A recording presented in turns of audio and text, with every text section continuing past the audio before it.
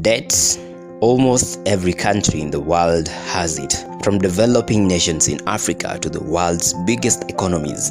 Even United States, the richest and most powerful economy on earth, owes trillions of dollars in debt. So debt itself is not always the problem. The real question is, can a country manage that debt wisely, and can it eventually reduce it? Recently, one African nation quietly made headlines. Namibia successfully cleared its IMF debt, while many countries continue borrowing year after year. Namibia chose a different path. How did they do it? And could Kenya one day achieve the same thing? But first, what exactly is IMF debt? The International Monetary Fund, or IMF, is a global organization that lends money to countries facing economic problems.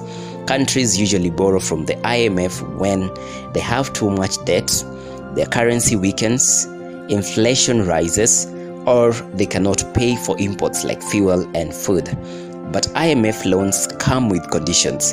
The IMF may ask governments to increase taxes, reduce government spending, cut subsidies, or introduce economic reforms.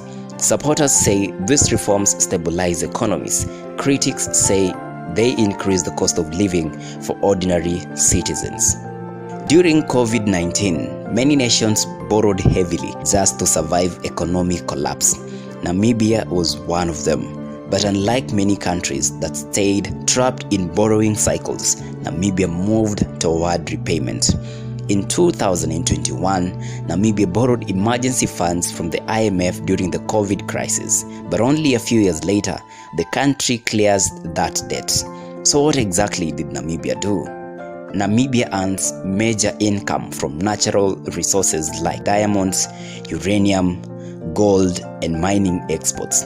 As global demand increases, Namibia earned more foreign currency. That gave the government stronger reserves and repayment power. Namibia controlled public spending more carefully. Instead of continuously expanding the debt, the government focused on stabilizing finances and limiting unnecessary expenditure. Simply put, they tried not to spend far beyond what the economy could support. One of the biggest debt traps for many countries is borrowing new loans to repay old ones. Namibia reduced this dependence. Rather than expanding debt year after year, they prioritized repayment. That reduced interest pressure and improved economic confidence. Economic stability matters. Countries with predictable policies attract investors more easily.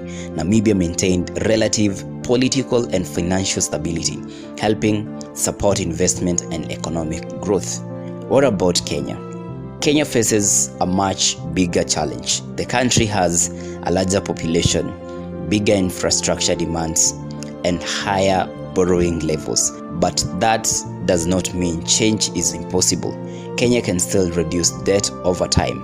If corruption is reduced, public funds are used efficiently, local industries grow, exports increase, and borrowing becomes more strategic.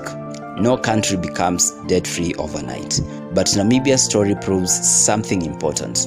African economies can reduce dependence on international lenders through discipline, production, and long-term planning.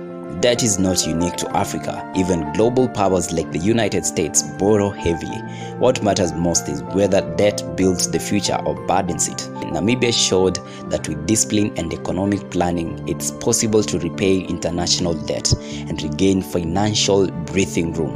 And if the right decisions are made consistently, Kenya can also reduce its debt and perhaps one day clear it completely. What do you think? Can Kenya follow Namibia's path? Or are the challenges too different? Share your thoughts in the comments.